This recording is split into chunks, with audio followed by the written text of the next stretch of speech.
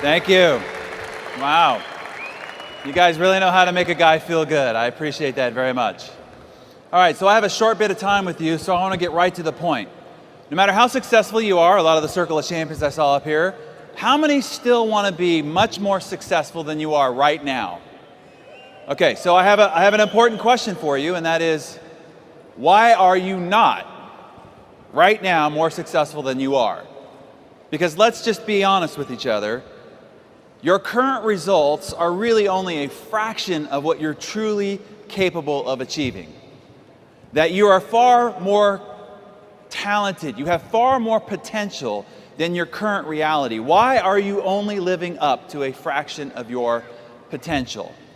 So I asked that question to our 3 million readers in Success Magazine on stages all over the world, and so I want to clear up the most common answer that I hear to that question of why people are not more successful than they are right now.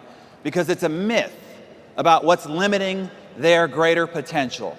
So how many people here had a really nice, normal, happy childhood? How many? Wow, most of you. Huh. Well, good for you, because my childhood sucked. Does that translate? Mierda. Bad. Not good, okay? My parents divorced when I was 18 months old, and my mother, she didn't want me. So when they divorced, she just handed me over to my father. As a matter of fact, when she first found out from the doctor that she was pregnant with me, her response was anger and disappointment. And so when they decided to split up, she just very easily handed me over to my father. Now, you have to understand that my dad was only 23 years of age when I was born. And he had just moved from the San Francisco Bay Area of California to what seemed like the middle of nowhere, which was Albuquerque, New Mexico, in the desert, where he took a job as a overworked, underpaid university American football coach. And so it was just he and I out there by ourselves, and he really didn't know what to do with me. As a matter of fact, this was his parenting strategy after I was born. He would just shove me in the corner of a couch, barricade me with pillows, and then put headphones on my head to try to keep me quiet. If you see the stunned look I had on my face, I had that most of my childhood. And you learn very early on, being under the parenting of my father, that you just kind of had to fend for yourself really early in life. To say that my dad wasn't the nurturing type is almost comical, right? I mean, he was, we affectionately referred to him as a bit Neanderthal, and he parented like he coached football, which meant that there was no whining, no crying, no excuses, lots of yelling, and lots of cursing. As a matter of fact, I don't know if you remember the movie Full Metal Jacket, but that could have been my father's twin, Sergeant Gunnery. And growing up in his household was like growing up in his boot camp. And my father, he was infamous for one of his coaching philosophies, and that was no matter how hurt a player got on the field, they were not allowed to come out of the game. So one time in the middle of this American football match, this linebacker just gets smashed in the middle of the field. I mean, just devastated. And he wobbles to the sideline and he begs my dad to take him out of the game. And my dad grabs him by the face mask, clenched teeth, spitting through it. And he says, "Not unless you're showing bone." And he pulled back his shoulder pad, and out from his neck skin was sticking his collarbone. So anytime I got really sick and I begged my dad to stay home from school, he'd yell from the other side of the house, what? "Not unless you're showing bone." Exactly, and I had to drag my sorry butt out to school. And so when I was age 4, he married my stepmonster. I don't know if that was going to translate, but I did not mispronounce that. And they went on to have 2 other children. And because in her eyes I was of the other woman, she didn't like me very much. And she did everything she possibly could to try to ostracize me from the family. So I really was what is called a redheaded stepchild. And you can also see that my father cut my hair, which I think I suffer more emotional trauma from than anything else. Now, I have to tell you, this morning I stand before you, having gone through this very dysfunctional childhood, is the reason why I can stand before you this morning as the very high-functioning achiever. And the reason is this: because I had to get over these issues of abandonment, is the reason why I am vigorously self-reliant. Because I grew up under a football coach for a father, is the reason why I am so driven and ambitious. Because you had to achieve to get any love or any attention from my father is also the reason why I am so goal-oriented and persistent. You see, a lot of people look at their past as wounds that they need to heal from, when in actuality, these are muscles that you developed that allow you to do the extraordinary things that ordinary people just can't do. How do you build a muscle, right? You put a muscle under incredible stress and strain, incredible stress and strain. When you do that, you're actually tearing the muscle. And in rest and recovery, it grows back bigger than it was before, so now you can lift heavier weights that you couldn't have before. So the first key message that I want to give you here today is, your adversity is your advantage. And that your past, whether you had a terrible childhood or whether you've suffered from some difficult experiences in life, you should cherish those as your advantage, because that was the training that gave you the muscle development to go do extraordinary things that ordinary people just can't do. So what I'm here to talk to you about is how to ignite the principles of the compound effect. How many people have read the book, The Compound Effect? Okay. So what I want to do is to try to help you ignite those principles, okay? To pull them out of the book, lay them before you, and give you a roadmap about how you can accomplish any goal that you have set for yourself. So we can take all the wonderful things that you learned this whole weekend, all the great aspirations, goals, and desires you've got, and then give you a plan so that you can achieve anything that you can conceive. So the question I'm asked a lot is why did I sit down to write this book? And when we took over Success Magazine and put it back on newsstand in 2008, I was looking at the culture around us and society and trying to figure out what's stopping people from being more successful. Why do people who have a sincere, passionate interest to learn what it takes to be successful, why are they not finding success? And the reason is this: we are constantly bombarded with an ever increasingly sensational marketing gimmickry with claims about how you can get rich, get fit, get younger, get sexier, all overnight with very little effort for only 3 easy payments of $39.95. And these commercial marketing gimmicks are taking people who really want to learn. I want to provide more for my family. I want to send my children to the great universities. I want to provide for a future for my parents. And they're pursuing these answers, and they're constantly being derailed and distracted, tricked, fooled, bamboozled. And so I decided I just wanted to clear the clutter, bring us back to the truth, demystify what it really takes to be successful. And so that's the reason why we sat down to create, let's just get back to the very foundation in which all success is built on top of. And here's the reality. There is no silver bullet. There's no magic pill. And for God's sakes, people, there's no freaking secret that's been buried for 2,000 years by some covert society that's only been unearthed recently for worldwide revelation. So now you could just sit on your couch and imagine checks coming into your mailbox. Do that too long and they will come and take your couch and you off to a safe place where you can't hurt yourself or others, okay? No, there is no secret. Here is the truth. Success is earned. If you really want to know the secret of success, okay? I publish Success Magazine. I'm going to tell you right now the secret to success. Here it is. Success is earned by hard freaking work. Hard freaking work. If you ask the Circle of Champions up here, how did you do it? How did you get to the top? How did you become so successful? Their answers are always going to be 3 words: hard freaking work. There's no other way around it.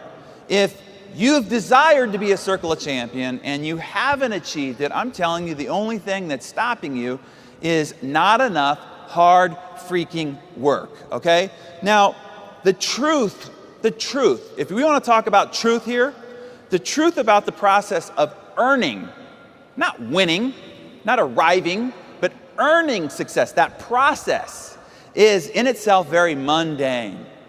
When you go back home and you start building your ACN business, it's mundane. What you're going to do day in and day out is mundane. It is unexciting. Nobody's going to video film you and make a new fantastic reality TV show as you build your exciting new ACN business. No, it's unexciting. It's unsexy. No matter what the magazine articles look like, it's unsexy. The process is frustrating, and sometimes it's even gut-stomping, heart-crushingly defeating. But hey, that doesn't make for interesting books or exciting infomercials or riveting movies. So instead, we're paraded around with all these other visions of what it takes to be successful. But those are just shiny objects and not the truth. So I want you to truly, today, stop it. Stop looking for the quick fix for success, happiness, and wealth. There's no shortcut. There's no cliff notes. There's no quick fix. You are going to walk through a minefield day in and day out of hard freaking work, because success is earned one day at a time. Every day you lift your head up off the pillow, you're going to decide whether that day you are a success or whether you are a failure. You're either moving forward or you're falling behind. One step at a time. Every step you take away from the bed as you walk through your day, you are either going in the direction of success or you're going in the direction of failure. It is one decision at a time. All day we're presented with hundreds of decisions, and every one of those decisions is like a chisel mark on a marble on a slab of marble. And at the end of the day, you're either going to end up with the David or you're going to end up with a pile of rubble, depending upon the decisions you've made throughout the day. It is one phone call at a time. You know, the phone call you didn't want to make, the one that makes you a little nervous, makes your palms sweaty. Every one of those phone calls is determining whether you will be a success. One meeting at a time. Remember, Donald Trump said yesterday, the meeting he didn't want to go to, that one meeting changed his entire future. Every single meeting you decide to or decide not to go to determines your future. And in the end, you can never own success. I congratulate the Circle of Champions, but do not stagnate too long in your victory, because you can never own success. You can only rent it. And the rent is due every single day. Circle of Champions, tomorrow you better get up and get after it all over again. So it's never in totality. Now, how many of you have ever been to a personal development seminar or read a book or read the back of a CD program and it said, transformational results in 90 days or less, and at the end of 90 days, you didn't have transformational results? Anybody have that experience? Yeah, me too. Well, what's wrong? What happened? Well, here's the reality. It is not what you know that determines the results in your life. See, that is a myth. Knowledge is not power. It is the potential of power, but it is not power in and of itself. Power is only created in what you do with what you know. Look, there are a lot of really smart people who are geniuses, who are broke because knowledge is not something you can take to the bank. It is only action that produces results. In America, we've got this statistic. 44% of doctors who tell you how poor eating and lack of exercise will kill you, and these people, 44% of them are overweight. Or as the philosopher Morpheus said, there's a difference between knowing the path and walking the path. So as I give you this morning, I'm going to reveal to you the fundamental keys to success. When I give them to you, I don't want you to say inside your head, oh, I already know that. Instead, I want you to ask yourself 3 questions. Number 1 is, are you doing that? Because you might know it, and you've known it for a long time, but are you doing it? And the second question is, maybe you're doing it, but have you mastered it? In other words, is there still something in which you can level yourself up to get better at it so that now that might ignite the results in your life? And the third most important question is, you might know it, you might be doing it, but would your results prove that you've mastered it? In other words, would your waistline prove that you've mastered these principles? Would your business prove that you've mastered these principles?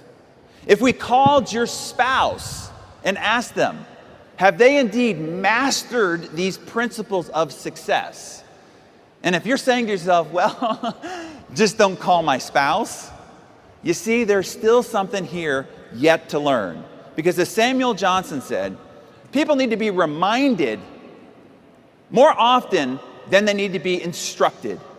So even if I just take some of the things you already know in the back of your mind, bring them to the front of your mind, clear all the rest of the clutter out, and make it clear, step by step, exactly what you've got to do, now maybe what you know applied can ignite the results that you've always been capable of achieving, but got too distracted and were too inconsistent to follow through with. So that's what we're going to do here. I want to give you the operating system underneath which all success is built on top of. It's kind of like this. You could take the world's greatest software, designed by the greatest engineers in the world, tens of millions of dollars invested in it, and if you take that software and you install it on a computer that has a faulty operating system, what happens? It's buggy, it crashes, doesn't operate to its potential. Now the user might make the mistake of thinking, oh, I know what happened. It's that terrible software. The software's the problem. No, it was the operating system that was the problem. So this is what happens. People go to a seminar, they read a book, they listen to a CD program, and then it doesn't work. It's buggy, it crashes. And they make the mistake of going, oh, that book, that seminar didn't work. No. It was just installed on a crappy operating system, and that's why it was buggy and it crashed and it didn't operate to its potential. So what we have to do together here is, we have to get your operating system operating at world-class standards so that it is perfect in its execution, that its operation is world-class. Then we can layer on top of that the leadership software, the sales software, the Circle of Champions software, the parenting, the marriage software. And maybe now, for the first time, once installed, it actually will perform to its capability. So that's what we're up to here. Here's my goal. I'm going to lay out for you a system that, if applied, will enable you to set goals that when you walked in here this morning, you were too afraid to set for yourself. Now, why are you too afraid to set the kind of goals that you're truly capable of, but won't allow yourself to live up to? And I think it's because you can't see how it's possible. It just seems silly. It seems too fantastical. But I believe if I can show you an exact stepping stone process to achieving those great goals, that you'll finally, when you leave here, set the kind of goals that are actually consistent with your true potential. And my goal, ultimately, the results that I want to see is 12 to 18 months from now, the person you become is unrecognizable to the person sitting in your chair right now. You have a much leaner, stronger, vital body. You have more intimate relationships with the people that you love and care about. You have a thriving ACN business, and you're walking across this stage as a circle of champion.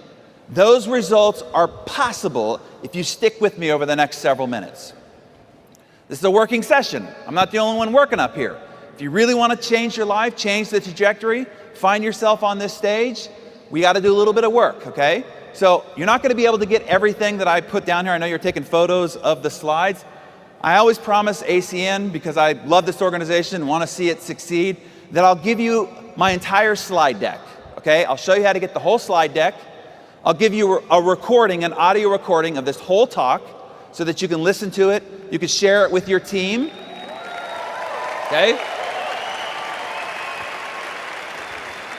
I only ask that you do not publish it publicly, okay? This is just for you, just for ACN, just for you and your team. So I'll show you how to do that in a second here. What we're going to do is we're going to rewire the lines of code in your operating system. Between you and any goal that you've got is this operating system. So line by line, we're going to rewire your operating system. So what is the root control factor? If we were to boil everything down to the most core controlling factor to all the results in your life, what does it come down to? Because here's what happens. We all come into this world exactly the same. Naked, scared, and ignorant, right? I mean, some of us a little uglier than others, but basically all the same. Naked, scared, and ignorant. And then after that grand entrance, your life is controlled by one factor.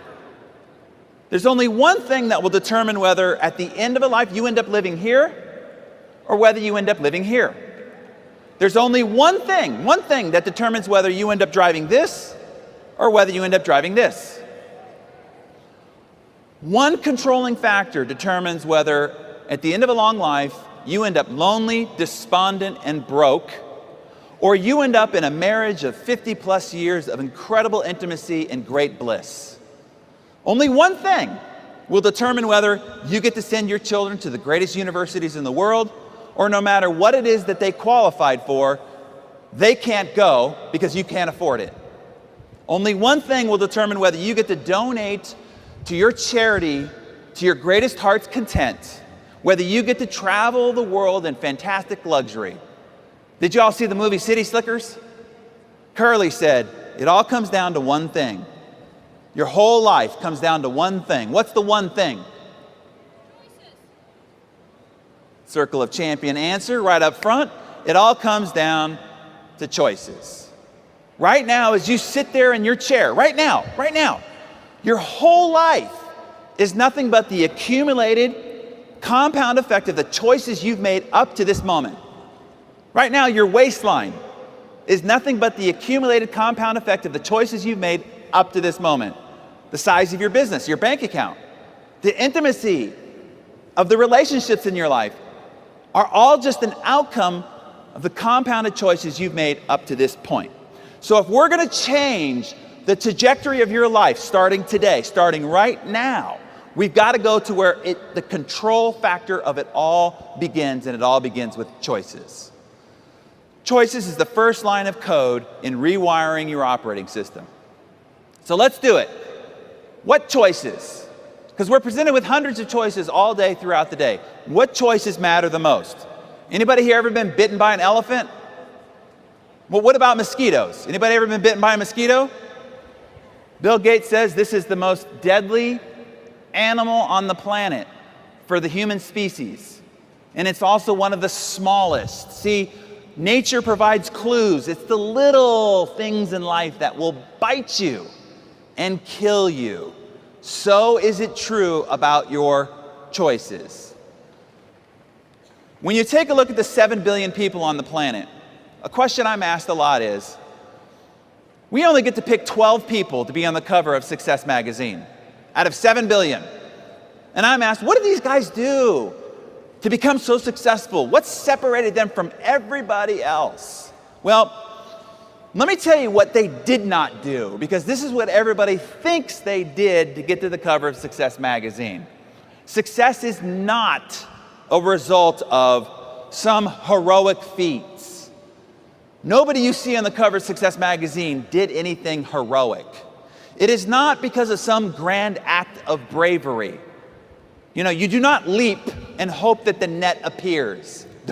Don't do that. That ends in calamity.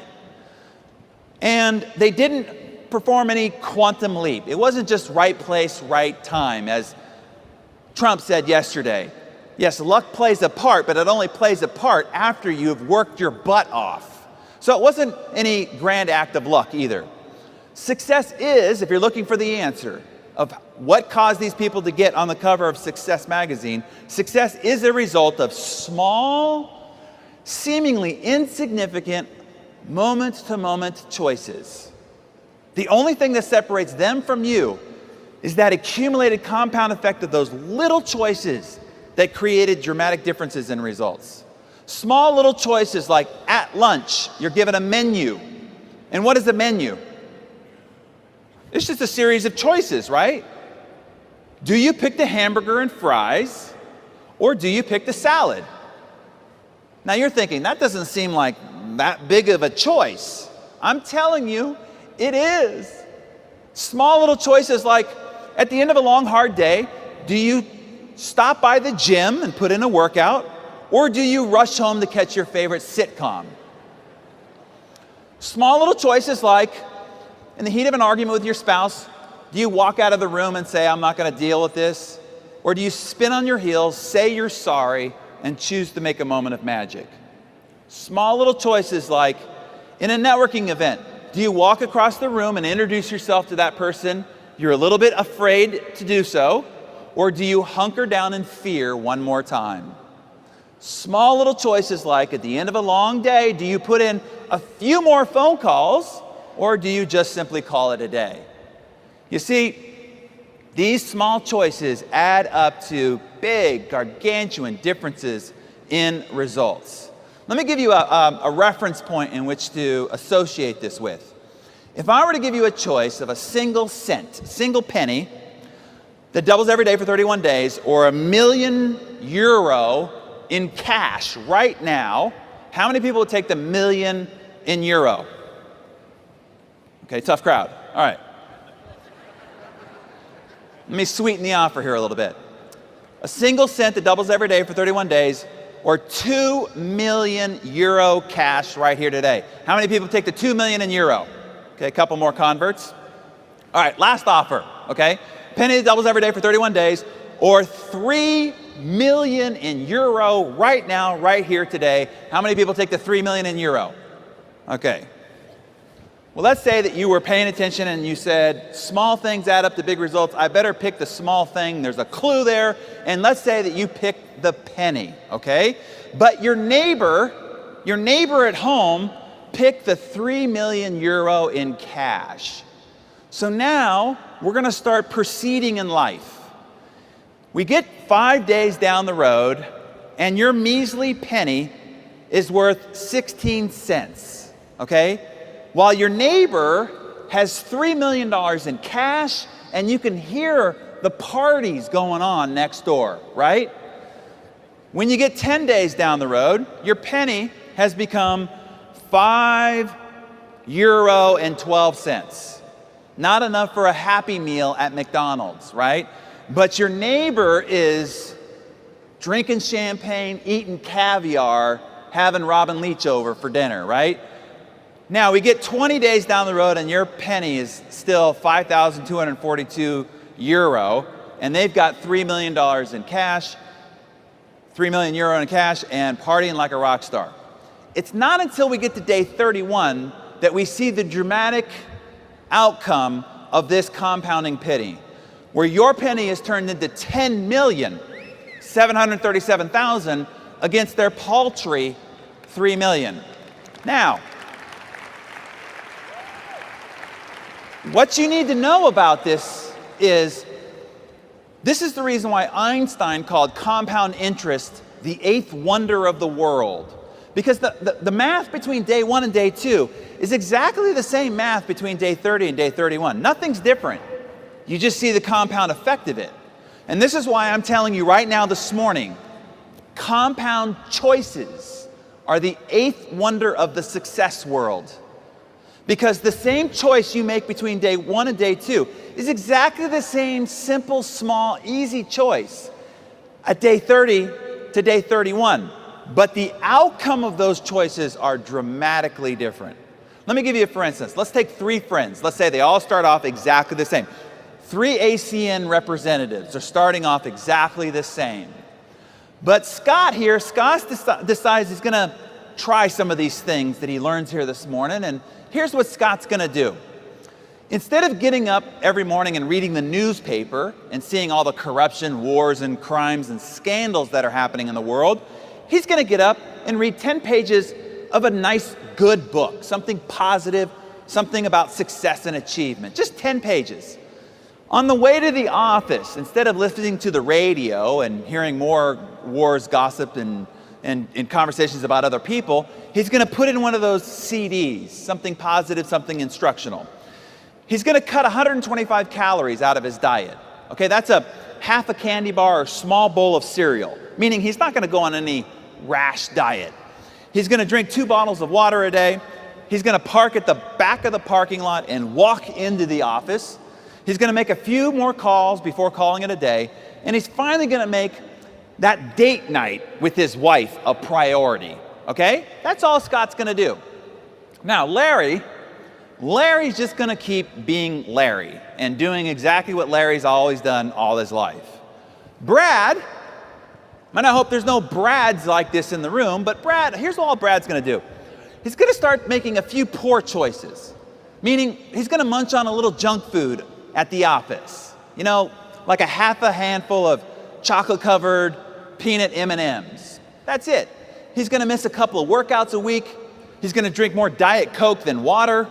Not good. He's going to move around a little less because he's sitting behind a computer all day. He's going to skip a prospecting call or 2. And he's going to give the cold shoulder to the spouse a couple of times throughout the week. No big deal. Nothing dramatic, right? This is not going to be a Jerry Springer episode. Just a cold shoulder every once in a while. So now, if we take these 3 friends and these 3 different behaviors and we chart it out, 5 months down the road, these 3 friends look exactly the same. 10 months down the road, exactly the same. So now Scott's thinking, what's going on? I'm getting up every morning and reading this book, and I'm listening to these CDs, and I'm doing this date night thing with my wife every week, and my buddies are just sloughing off, and we have exactly the same results. You can see why people get frustrated and start giving up because they think it's not working. But let's just say he proceeds a little bit further. 20 months down the road, slight differences, right? Brad's starting to feel it in the belt a little bit, right? You really can't tell, but he can feel it in the belt. At the office, tension and anxiety start to set in. At home, apathy. Now, the neighbors and friends, they don't really see it, but it started to set in.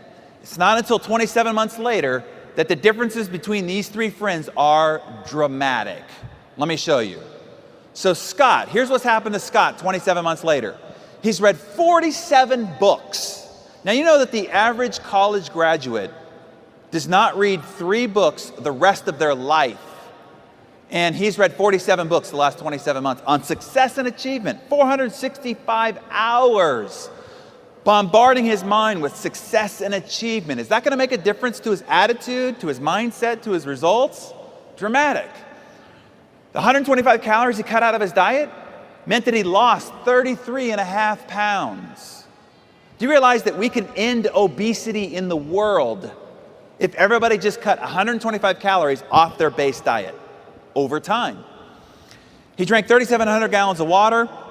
Those 2,000 extra steps a day meant he walked 900 miles the last 27 months, losing another 30 pounds. And those date nights with his wife, that got pretty exciting, okay? I had photos, but I decided to just show you the X's and O's.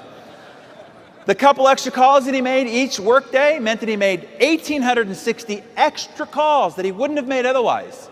If he closed 3% of those, which means he didn't learn anything from those books or audios, he added on top of his previous $50,000 a year income an additional $279,000. And you know what Brad and Larry are saying? Oh, you're just lucky. So here's what Larry is doing. Larry's like most people in the Western world. They're treading water, falling a little bit further behind, becoming disenchanted, bored, apathetic, passionless, disengaged, and then they're blaming the government, right?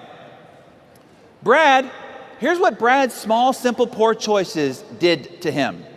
That 125 calories he added to his diet meant that he put on 33.5 pounds.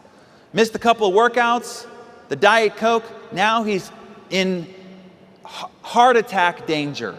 Missed a few meetings, made a few less calls. He's about to be fired from his job and lose his home.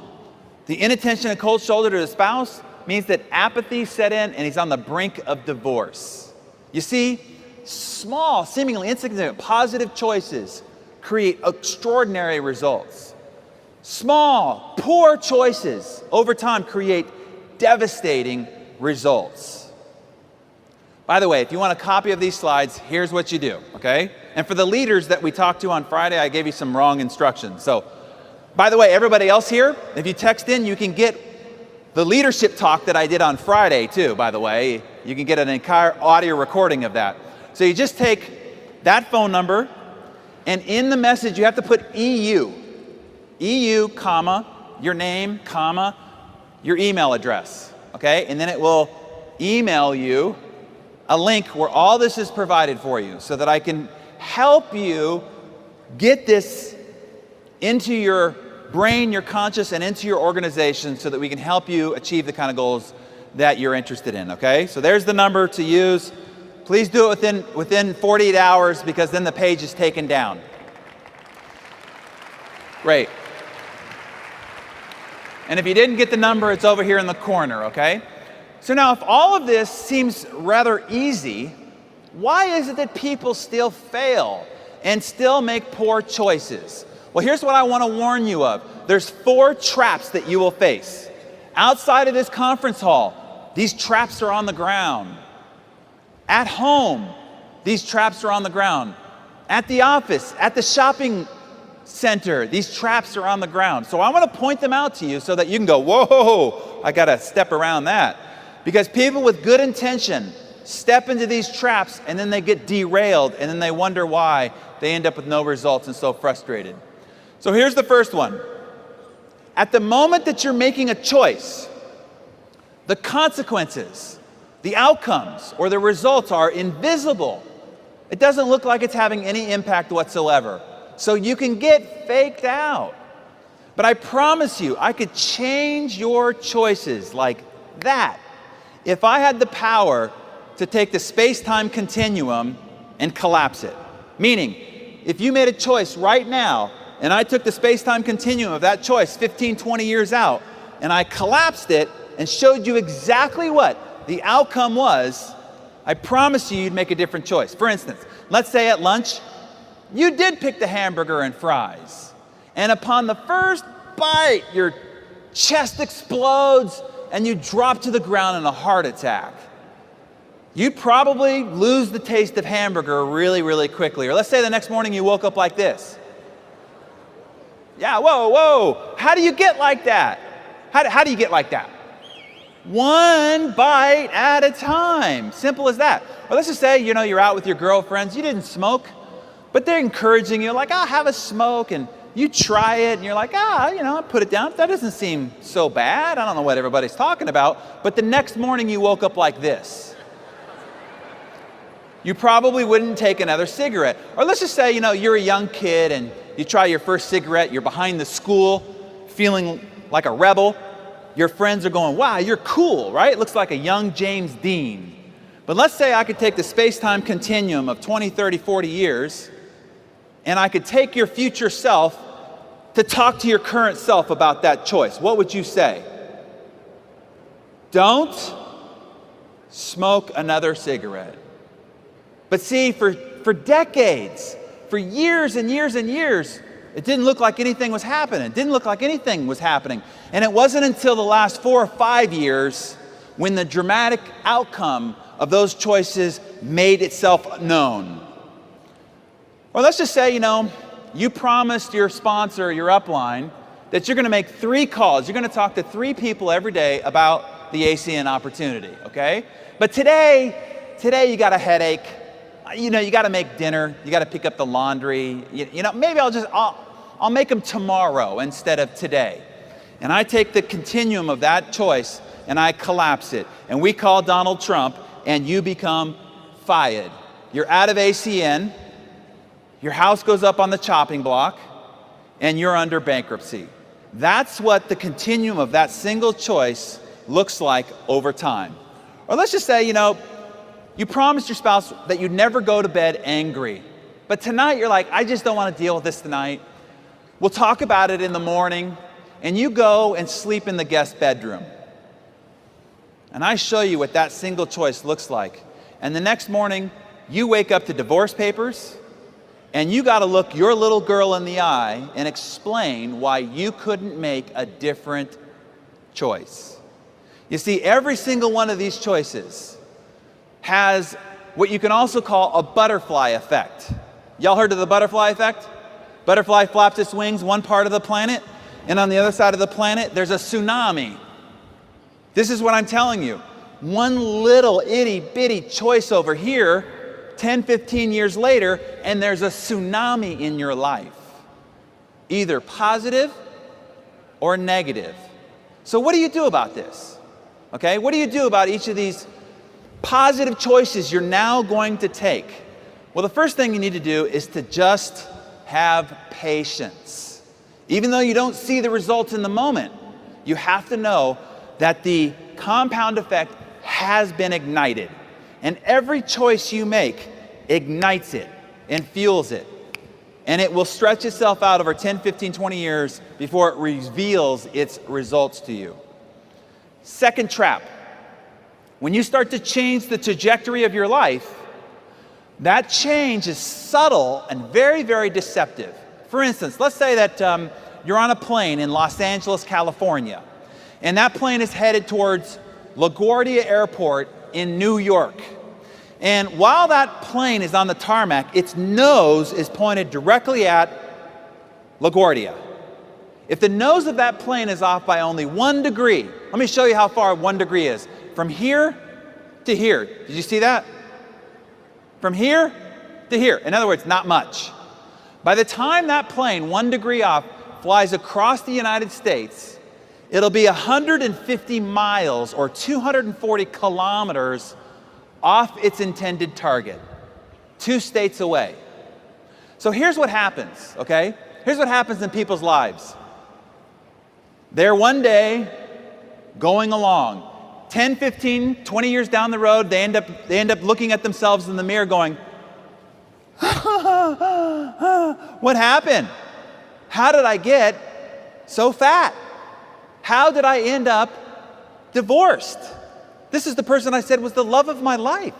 How did I end up estranged from the people I said were most important to me in my life? Look, here's the reality. You might not have done anything really bad.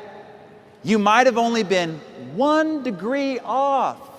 And that 1 degree traveled over 10, 15, 20 years, and now you're 150 miles or 240 kilometers off your intended target.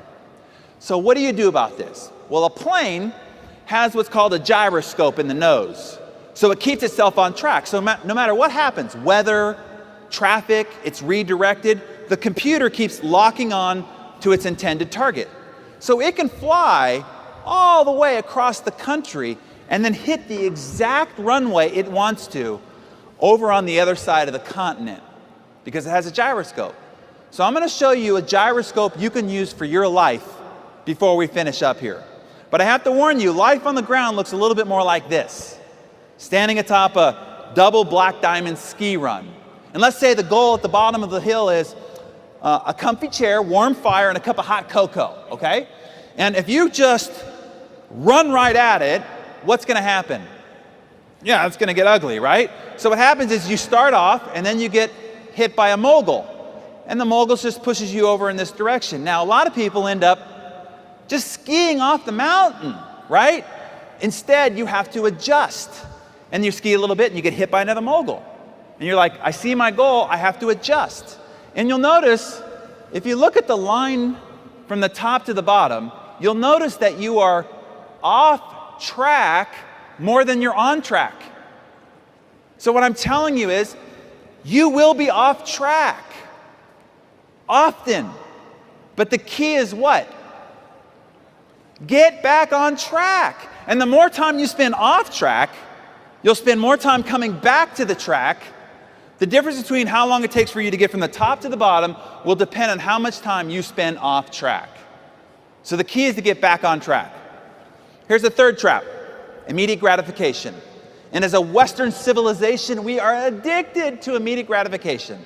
We're trying to pleasure ourselves at every single moment. So let's say at the end of a nice meal, you're presented with a choice: grandma's warm chocolate cake or a glass of water. What are you going to choose? Well, what do you get if you choose the chocolate cake? Joy. You get joy. You get like this oral sensation of epic proportion. That's what you get. What do you get if you choose the glass of water? Nothing. Bupkis. Does that translate? Nada. Right here, this is the biggest problem you will have in making good choices. Because if you make a poor choice, you're rewarded. If you make a good choice, you get nothing. And that is hard for our emotional and psychological selves to take. And we come by this addiction to pleasuring ourselves very early in life. So what you're doing all day is you're walking through this minefield of solicitations on your immediate gratification. And your ability to have self-control and to withstand these solicitations is going to come down to a couple of factors. This is the great paradox that you have to understand. What gives you short-term pain? Having the glass of water, making the call you don't want to go to, going to the meeting you didn't want to go to, creates long-term pleasure. On the other side of this, what creates short-term pain, going to the gym, saying you're sorry, creates long-term pleasure. Now, my mentor, Jim Rohn, put it this way. He said, in life, you will suffer one of two pains. And right there is great wisdom. When he said, in life, you will what? Suffer, man. You're not going to get around it. But you get to pick your suffering. The pain of discipline or the pain of regret. And as Jim put it, he said, the pain of discipline weighs ounces. Picking up the phone, going to the meeting, saying you're sorry. But the pain of regret weighs tons. Bankruptcy, divorce, heartache, loneliness. So as you're out there making your choices, ask yourself, pain of discipline or pain of regret? And that'll help you along a little bit. When I asked Oprah about this, about how she tried to control some of her choices, she says, I realized that if I made a good choice, I didn't get anything. I didn't get to have the chocolate cake, right? She said, so I decided that instead what I did is I got a miracle, okay? So at least I felt like I got a miracle. She says, first of all, if I didn't choose the chocolate cake, it's a miracle. And she says, my whole goal throughout the day was to make miracles. And at the end of the day, I would just add up, how many miracles did I make today? Meaning, how many positive choices that I didn't want to make, but I made anyway, did I make today? And if you start taking an account of when you choose short-term discipline versus long-term regret, then you'll be on the right track. The last trap is this. What's easy to do, and everything I've talked to you about here is easy to do. The actual process of success is easy to do. Emotionally, it's very difficult. but the process is easy to do. It's easy to eat an apple a day, walk around the block for your good health, say you're sorry, make a moment of magic, pick up the phone and make phone calls, write thank you letters, drink glasses of water. All that's easy. That's the problem. It's also easy not to do. Because it's so easy, it's easily disregarded. You'll sit there and go, that's no big deal. And you won't do the easy things. And because you won't do the easy things, life will end up very hard for you. So realize there's a little bit of a trick in what's easy to do is the fact that it's also easy not to do. So I have a question for this intelligent audience. What do successful people and unsuccessful people have in common? Here's what they have in common, okay? They both hate to do what it takes to be successful. Successful people just do it anyway. You see, do I like getting up at 5 o'clock in the morning, leaving my warm embrace of my beautiful bride, to go put on running shoes, to go run out in the cold, dark morning? I do not like that. Do I like, at the end of a long, hard day, going into the gym and pushing around a bunch of lead weight with a bunch of hairy, sweaty guys? I do not like that. In the heat of an argument with my wife, when this time, maybe just this time, I know I'm right. Do I like saying, honey, you're right, I'm sorry? No, I do not like doing that. But why do I do these things? Because that's what it takes to be successful. You see, I think unsuccessful people find it very inspiring to learn that successful people hate this stuff too, but they just do it anyway. I walked into the gym a few months back and I went and checked in. And when I was walking away, the front desk person said, "Hey, have fun." I looked back and I said, "What?" She says, "Have fun." I was like, "Fun? You think I come here for fun? I hate this place. I've hated every day I've ever come in here." She says, "But you're here a lot. You don't like it?" I said, "No, I hate it. But I come here for discipline." Muhammad Ali, the great world champion boxing star, right? He said, "I hated every early morning workout I ever had in my entire career, but I loved being world champion." You see, you don't have to like making prospecting calls. You don't have to like coming to the meeting. You don't have to like sitting here in the front row and agreeing with the speaker so that you're setting the example for everybody else. You don't have to like any of it, but you have to do it anyway. And when you do, you will separate yourself from everyone else. So get over the fact that you need to like it, okay? So, what follows choices?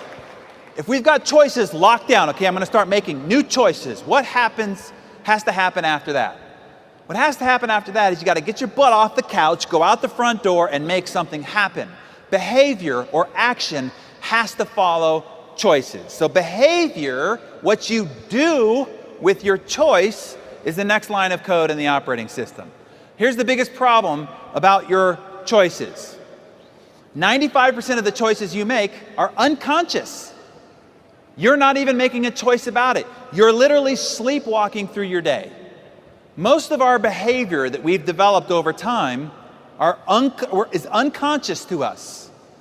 And so the first thing we need to do, I'll give you an example. Remember when you first learned to drive and you're trying to figure it out and you're like, okay, I have to put my hands at 10 o'clock and 2 o'clock and I got to look over my left indicator, my right mirror, the back mirror, this leg's got to do this leg's got to do this, and this hand's got to do this, and you got to do all these things simultaneously. You're like, I'll never learn how to drive, right?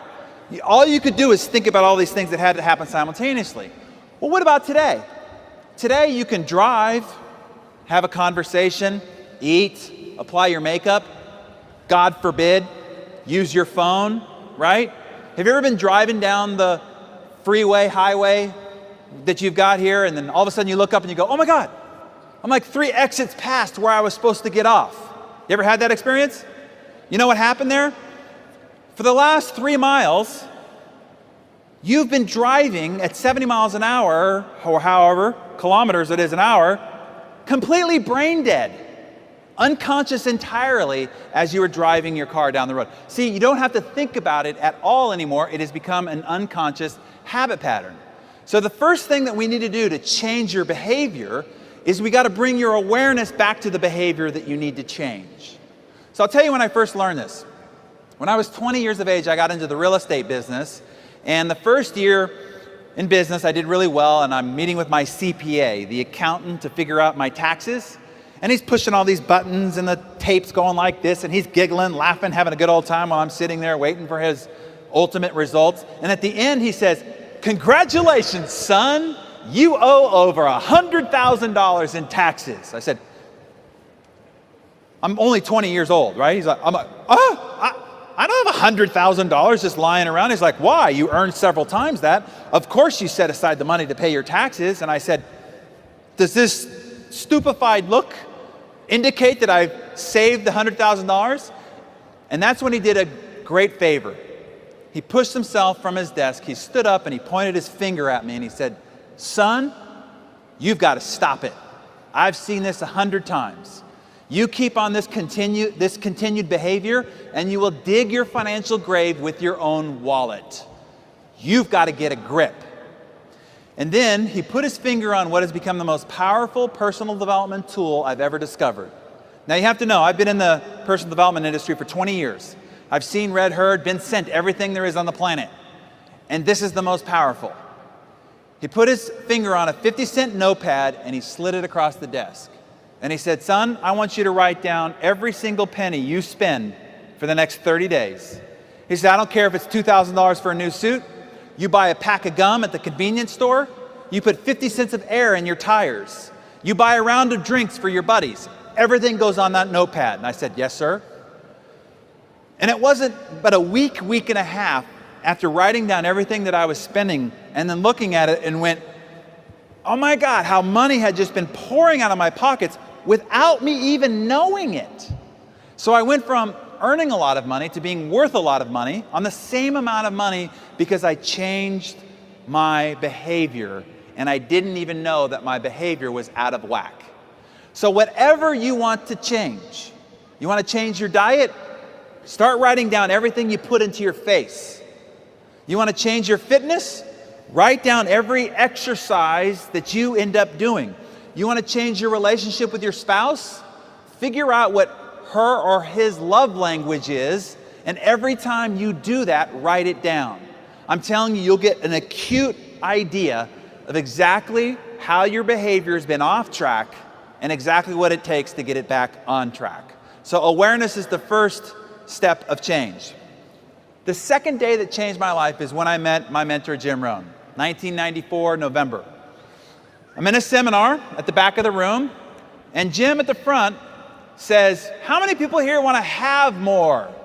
And I raise my hand. Yeah, I want to have more. I want to have a bigger business, more money, better relationships. Sure, I want to have more. And I'm thinking, what do I got to do now? Because I was already working 14, 16 hours a day. All I was doing just grinding away at work. I'm thinking, what do I have to do now? So I'm ready to take notes. Okay, now what? And he says, if you want to have more, you have to become more. And I'd never heard that twist of logic. And he went on to explain. He said, look, success is not something you pursue. Success is not a doing process. He says, what it is that you pursue eludes you. It can be like trying to chase butterflies. It eludes you. He said, instead, success is something you attract by the person you become. So for things to change, you've got to change. For things to get better, you've got to get better.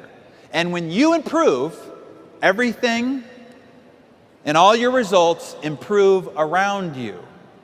And so I remember when I was 29 years of age, and I'm ready to get married, okay? And so it was a rainy weekend. I was living in Dallas at the time, and I decided I'm just going to take this journal and I'm just going to write down everything that I want in a woman. Great detail, okay? I mean, kind of food she liked, kind of art she liked, kind of music she likes, kind of place she likes to travel, right? The kind of the how she wanted to raise children, down to the texture of her hair, the color of her eyes, everything. I filled out 40 pages of my ideal woman. And I remember reading it going, yeah, that's my woman, right? And then I'm thinking, what do I got to do to get this girl? And then I heard Jim Rohn's voice in the back of my head. He said, what you pursue will elude you. Instead, it's who you have to become. So I started by asking myself 2 questions. I asked this question. I said, based on the woman that I described on these 40 pages, what kind of a man does she want for herself? And I started to write down all the attributes of what this quality woman would want in a quality man. And then the second question I asked myself is, what is the difference between me and that man? And all the ways that I need to grow and improve in order to become that man attracted to and worthy of this woman. And so I don't really know exactly how this works, okay? Some things are, as Jim would put it, mysteries of the mind. But I'm telling you, as if she were peeled off the pages of my journal.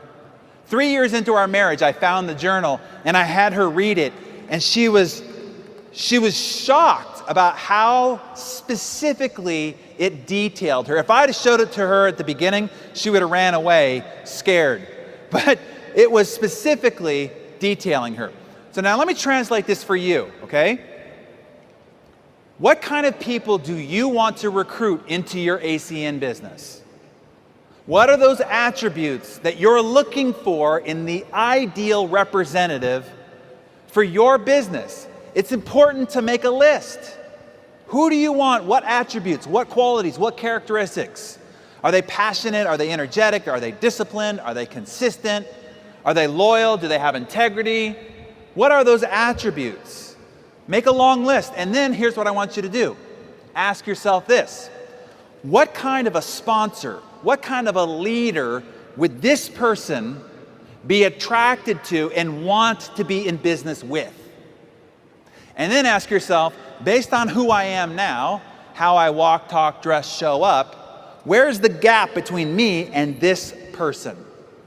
You'll now know how you need to become in order to attract the kind of people that you truly want in your ACN business. It's as simple as that. It's not a pursuit.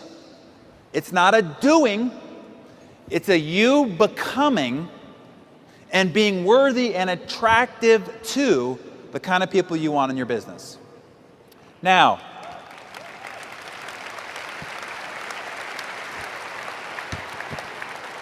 behavior repeated become habits. Now I'm telling you, this is the key point. Choices that you start acting on ultimately need to become habits. Your habits will determine your life and lifestyle. If I watch you for a few days and I notice your habits, I can guess your bank account within a few euro. I can predict your future. I can tell you the kind of relationships you have now and the kind of relationships you will have later when I observe your habits. Because habits are the expressions of who we are and how we live, and they determine all your results. So this is ultimately what we want to change, is changing your habits. Now, a habit is something, when you repeat a behavior, you develop inside your brain what's called a neurosignature. Or let's just make it less technical. Your brain is like gray matter, totally malleable, okay? You come into this world with no habits, none. You develop them over time with your repeated behavior. And it develops what's called a brain groove. And then once you have that brain groove, once it's deep enough, now you can perform that act without ever having to think about it. That's how you can, 95% of your behavior becomes unconscious. And these habits, they start out like cobwebs and they become thick as cables, as the Spanish proverb says. Now, the hard reality about changing your habits are good habits. Like I have good habits, meaning I have to work out, okay? I don't like it, but I have to do it. Like even here while I've been staying in Barcelona, I've been to the gym 4 times because I have to get this, my body has to feel it's exercising. It's a healthy habit, right? Habits are both good as well as bad. Well, good habits, they're hard to create, but easy to lose. You go on a 2-week vacation and don't run or work out, it's going to be really hard to start back up again when you get home. The other side of this equation is bad habits are easy to create and hard to lose. You go on a vacation with a friend who has this particular drink they like, and you start drinking it, and then you come home and you're still drinking it, and all of a sudden you're like, wow, I got this new habit that I never even wanted, and it's hard to break. What happens here is when you try to break one of the neurosignatures in your brain of a bad habit, it's as difficult as if you have substance abuse, drugs and alcohol, that you're trying to go through withdrawals to get over. As physical, emotional, and psychological, it'll be as painful as that. It's kind of like this. Imagine you jumped in a river that was flowing in one direction. You could just jump in and with no effort be carried down the river. But let's say that you decide to go up the river and you turn around and now you're fighting with everything you've got. All your energy's expended and maybe you're only moving a couple of inches. That's what it's going to be like when you start fighting your existing bad habits. It's not going to be easy. You will have to, with everything you've got, all the willpower and discipline you've got, fight, fight, fight, and only make inches of progress. And ultimately, it'll take about 300 repetitions of not doing the previous bad habit and doing the new good habit so that this one weakens and this one strengthens. Now that you know it's not going to be easy and how long you've got to sustain a new habit, at least you won't get disillusioned, okay? And the reality is that willpower will not work. Why is it that we have the biggest diet industry in the history of humanity, and yet as a species, we are more fat than we've ever been in the history of humanity? How can those two things exist simultaneously? And the reason is, they all rely on willpower, and willpower will not work. So instead, what I want to encourage you to find is what's called why power. So imagine I took a 300-foot steel beam and I laid it across the concrete floor here. And I said, hey, if you just walk on top of the beam from one side to the other, at the other I'll give you 20 euro for walking on top of it. How many people would do it? Yeah, easy 20 euro, no big deal. But what if I took that 300-foot steel beam and I put it atop two 100-story buildings? And now I said, if you walk on top of the beam from one side to the other, I'll give you 20 euro. How many people would do it now? But what if on the other building is your child and the building is on fire, and if you don't go across that beam, they will perish and die right before your eyes? How many people will go across that beam now? I did have one person in the front row say, I have 2 children. Which child is over there? And I'm like, that doesn't seem right. Now, I just want you to observe something here, okay? The first time I asked you, you said, no way, no how. The risk, the danger's too great. Why would I ever do that? The second time I asked you, you shot your hand up, and I didn't even offer you 20 euro. The difference was the reason why to do it. Here's what I want you to get. When your reason why is urgent enough, important enough, critical enough, where you have a white, hot, burning desire to get to the other side, no danger, no risk, nothing can stop you. In order for you to achieve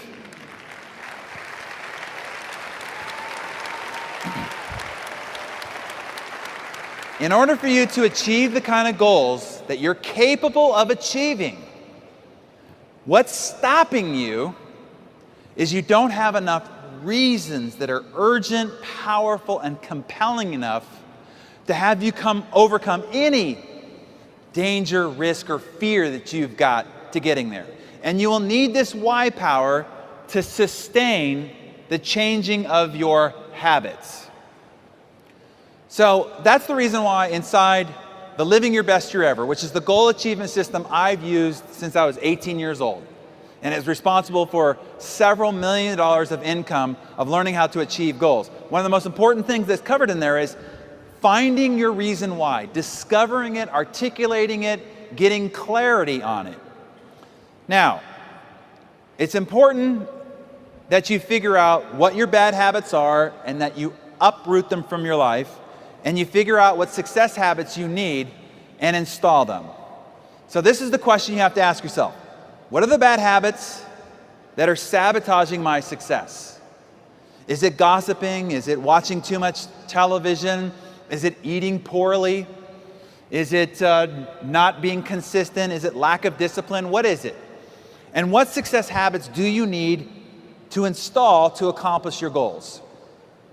And inside the compound effect, I'll outline 5 strategies for you to uproot these bad habits, because you've got to yank them from your life. They keep derailing you. They keep distracting you from your potential. So how to uproot them, and then 7 ways to install the success habits that you need. Install them deeply into your day-to-day methodology so that you can stay on track and keep the trajectory you want for your life, okay? So you'll find that inside the compound effect. But I want to leave you with something that you can start applying right now immediately, okay? How to build your success system. I call it my massive transformation formula, because in 3 points, I'll show you how to create a massive transformation for your life.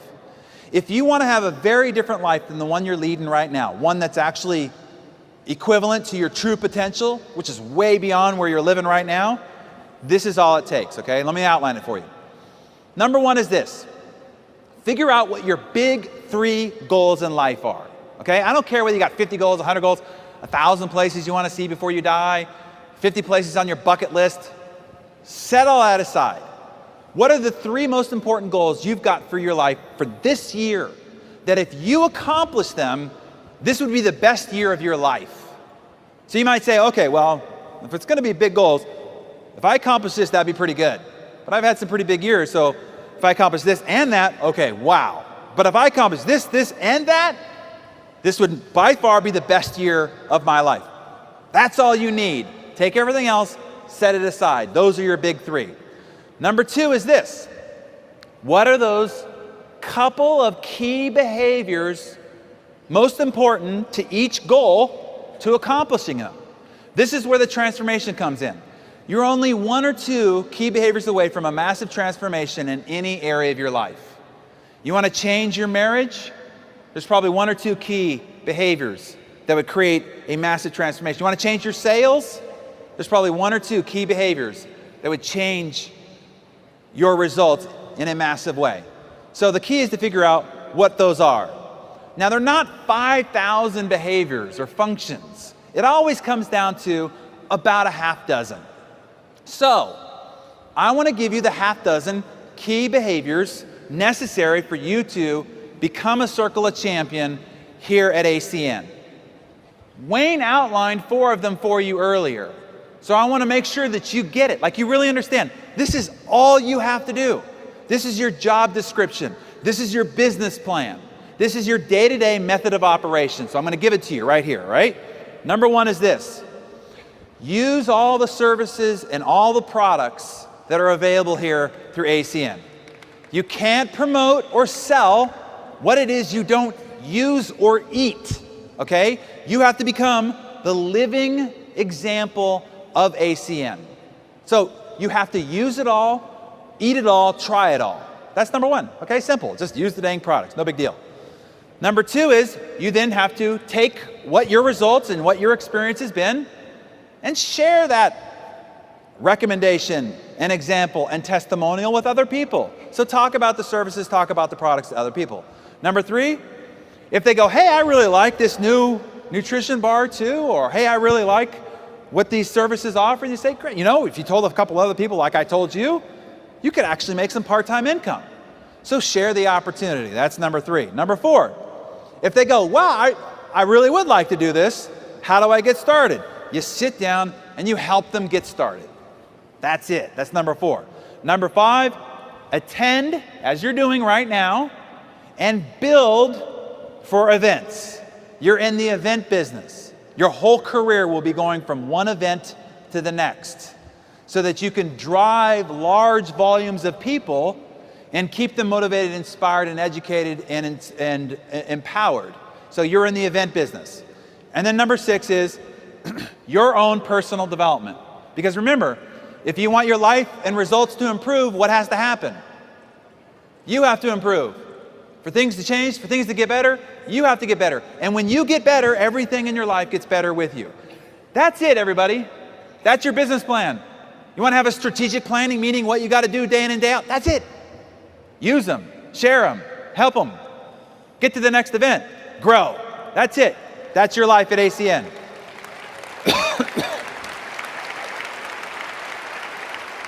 So, now that we've identified that, the third is the key. This is where we start to create a gyroscope for your life, and that is tracking those behaviors. That's it. Track them. So inside the Living Your Best Year Ever program, there's a sheet there. It's called the Weekly Rhythm Register. Remember I told you I'd give you a gyroscope so that you can manage your whole life on a single piece of paper. So all you do is you take your top 6 behaviors. Share the services, share the opportunity, follow up, attend meetings, number of new people that you want at the meetings, and your personal development. And on Sunday, today, all you do is say, how many times am I going to do each one of these behaviors? That's it. Okay, I'm going to share the services and products with 10 people throughout the week. I'm going to share the opportunity with 5 people. I'm going to follow up with 5 people from last week. I'm going to bring 2 new people to the meeting, and I'm going to do 30 minutes of personal development, 2 times listening, 2 times reading. That's it. Takes you less than 30 seconds to plan out your week. And at the end of each day, you simply just go, check, check, uh-oh, check, uh-oh, check. And at the end of the week, you simply just add it up.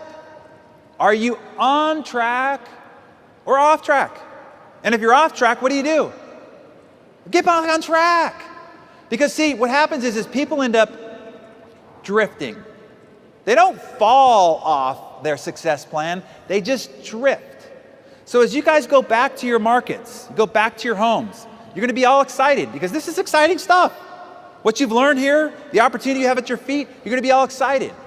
And if you don't continually track your key behaviors, you'll drift. And you'll end up at the next conference and go, why did I not get the results that I wanted? You just didn't do the easy things because they're easy not to do. They're not easy not to do when you are tracking them day in and day out.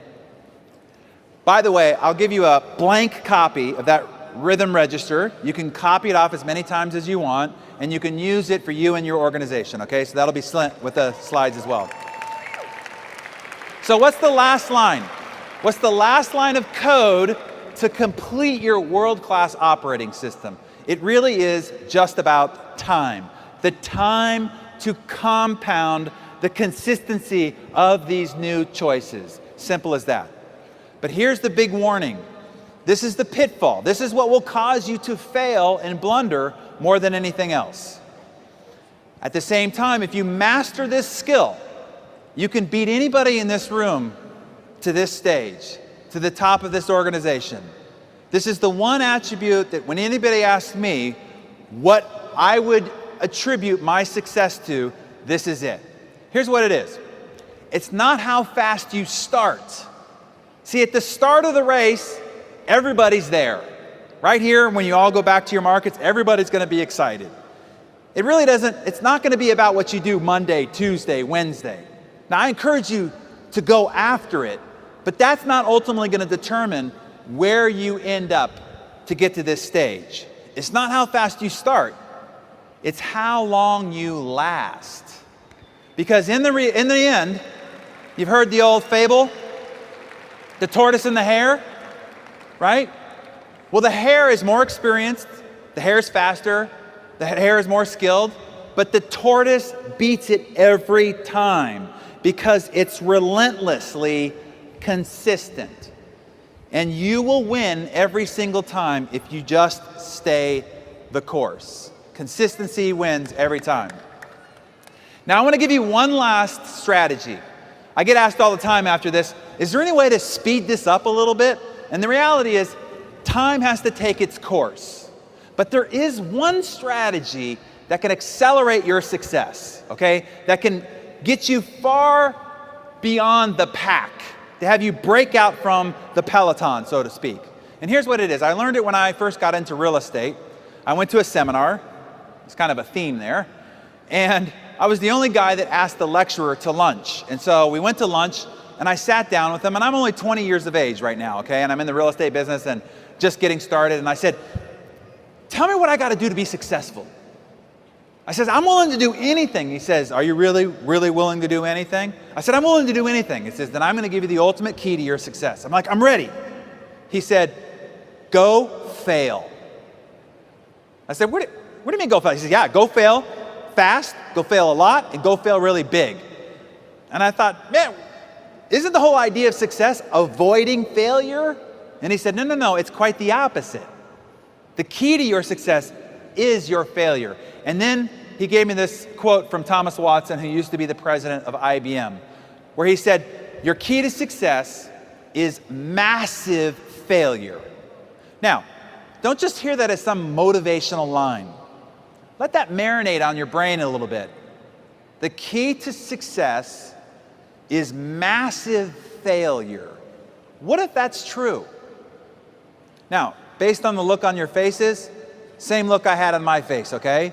So he explained this to me a little bit. He took a cocktail napkin and he drew out this analogy. He said, look, on one side of the pendulum is joy, love, happiness, and success. The other side is pain, rejection, sadness, and failure. He says, look, if you just stand still, you won't experience any pain, rejection, sadness, and defeat, but you won't experience any joy, love, happiness, and success either.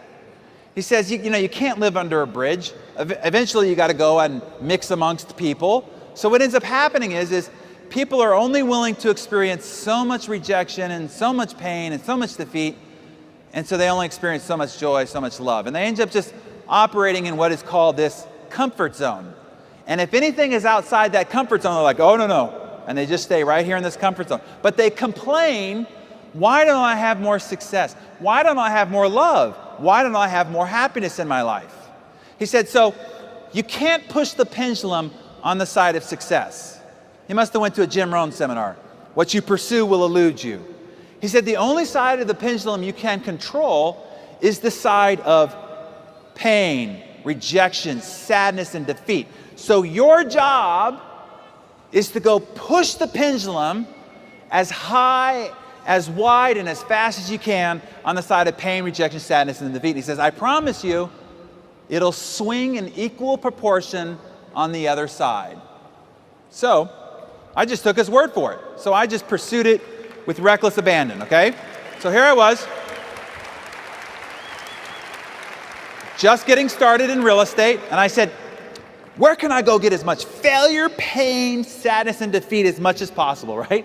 So there are these things called expired listings. These are people who had their house on the market with another realtor. It didn't sell, and all these realtors call them at the same time, and then the homeowner gets really mad and angry and upset, and when you call those people, they just let you have it with all this anger, madness, and being upset. So lots of pain and rejection to be had there. I did that every morning. Then, when I was done with that, I went and called on these people who are the scariest people on the planet to a realtor. And these are people who are called for sale by owners, or FSBOs. These people hate realtors so much they wouldn't even think of listing their house with one of them. You go knock on their door, and they open the door. Lots of pain, rejection, and sadness to be had there. Then I would park my car at the end of a street, take a little notepad, put 50 check boxes on it.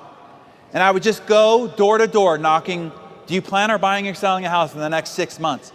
Door would slam in my face. People yell at me from across the street. Kids would throw rocks. It would start raining. Every time somebody rejected me, how did I feel? Happy. One more checkbox from being done. This stuff sucks, right?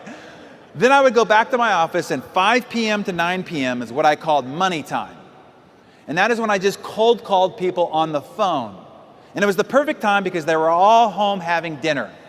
And people love to be interrupted on the phone when they're having dinner, right? Lots of pain and rejection to be had there.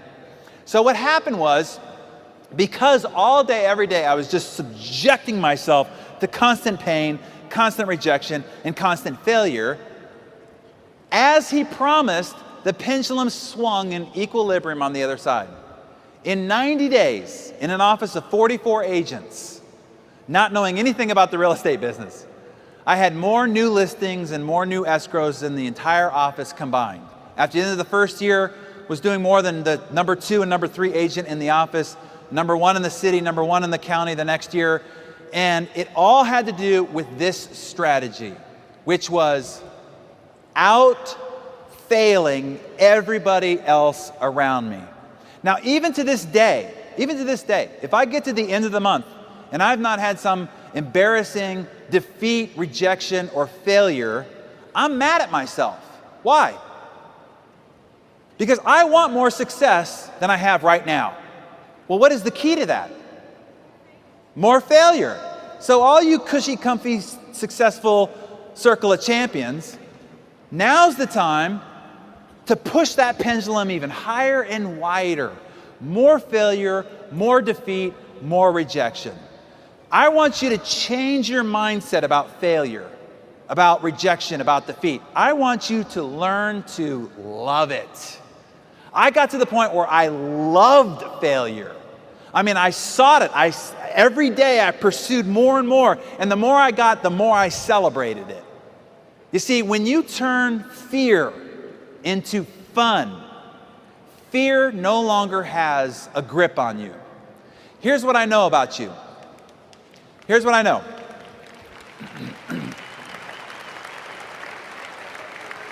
The only thing stopping you from being more successful, from realizing your potential, because your potential is so much greater than your current life, the only thing stopping you is fear. It's fear. And when you turn fear into fun, you release that potential. You are unstoppable. Nothing can stop you. So here's what I want you to do when you go back on Monday. Don't write out the number of new people you can recruit in the business, the number of new products that you can sell. Instead, I want you to create a 100 no club. Who can get to 100 no's the fastest? Have a competition. And then see who wins. And then there's a booby prize, which is who has the most embarrassing, ugly, heart-wrenching story of defeat or embarrassment. And then that person you carry around on your shoulders and celebrate them. Okay? Because here's what happens. What you resist persists. What you step into dissipates. Once you step into the thing you once feared, it dissipates. And now you can finally live up to the potential that you were been given by God, but are not living as you were meant to live. Look at this guy, the ultimate failure. His personal motto is, screw it, let's do it. If you fall flat on your face, pick yourself up and try again. This is a guy worth $4 billion. The only thing different between you and Richard Branson is he is a much bigger failure than you are. Simple as that. Eleanor Roosevelt said it this way: do something every day that scares you. At the end of every day, that's the question I ask myself. Did I do something today that scared me? Because if I did, I push that pendulum just a little bit, and I'm going to see the reward on the other side of that swing. The last thing I want to encourage you to do is, you've been to conferences before, you've made decisions before, you've made resolutions before, you've set goals before, but this time I want you to draw a line in the sand, a figurative line in the sand. Before you get up from your chair, I want you to draw a line in the sand. And this time I want you to say, this is it. If there's one attribute of the greatest successful people that I know, it's this sense of resolve. I will do it or I will die trying. Because when you go back, you're going to be faced with your mountain in life, building your ACN business, getting to the circle of champions at the top. And you're going to start climbing it, and you're going to be struggling as you climb it, and people are going to come out of the woodwork and go, what are you doing climbing mountains? You don't know how to climb mountains. Look, you have a good job. You're lucky to even have a job in this economy. Get off that mountain before you hurt yourself. I'm here to try to protect you. And you're going to have to look them in the eye and go, you see this mountain? This is my mountain. I'm going to the top. You'll climb a little bit further, and people who say they love you and support you will come out and say, wait a minute. I read a little something about that mountain. I think that mountain's a pyramid, right? That mountain, that's a scammy mountain. Now, I'm trying to protect you. I'm just trying to be your friend here. People on Facebook will come out of the woodwork, and you're going to have to look them in the eye and you say, you see this mountain? I'm going to the top. And then as you start to ascend and you're almost at the summit, this is what cracks me up. People out of the woodwork will go, okay. If you're so intent on climbing mountains, you should climb this mountain because this mountain is better. Our compensation plan is faster. This is the better plan for you. And you're going to have to look each of those people in the eye and say, you see this mountain? This is my mountain. And you're either going to see me waving from the top or laying dead on the side. I am not coming back. With that sense resolved, nothing can stop you. ACN, I love you. Great to be with you. Thank you guys.